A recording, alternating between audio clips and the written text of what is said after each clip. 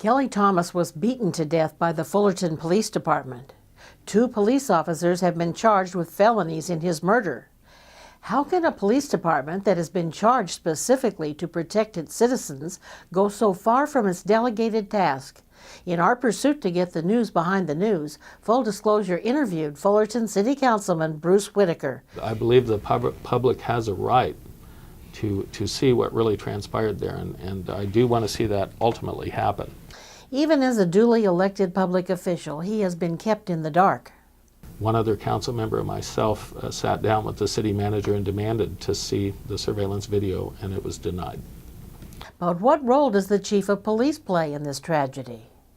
I felt as council member that we had an expectation of a chief to get in front of something like this, to put a personal face on it, and to reassure the public that at the end of this that we're going to have a just decision rendered. Then I realized that wasn't going to happen. And Bruce is prohibited from direct contact with the police department. He's required to go through Joe Fells, the city manager.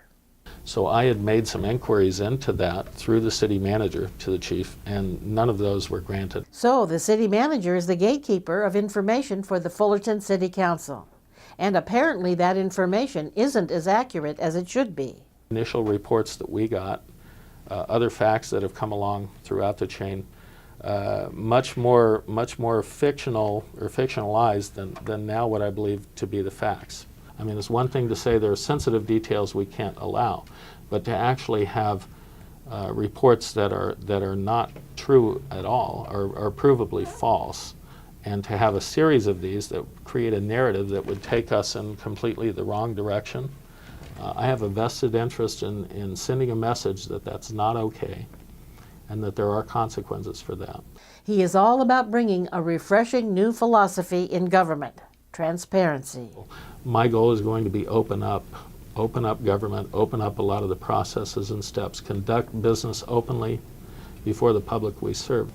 I'm sworn to uphold the California Constitution and the U.S. Constitution, and those 2 documents make it very clear to me that the public is the master of these instruments of government that have been created to serve that public. I don't think it's asking too much to expect the government who drafts the laws to abide by the same laws. I'm Leslie Dutton. Thank you. You can watch this program in its entirety as a Full Disclosure subscriber, or you can purchase the DVD on our website.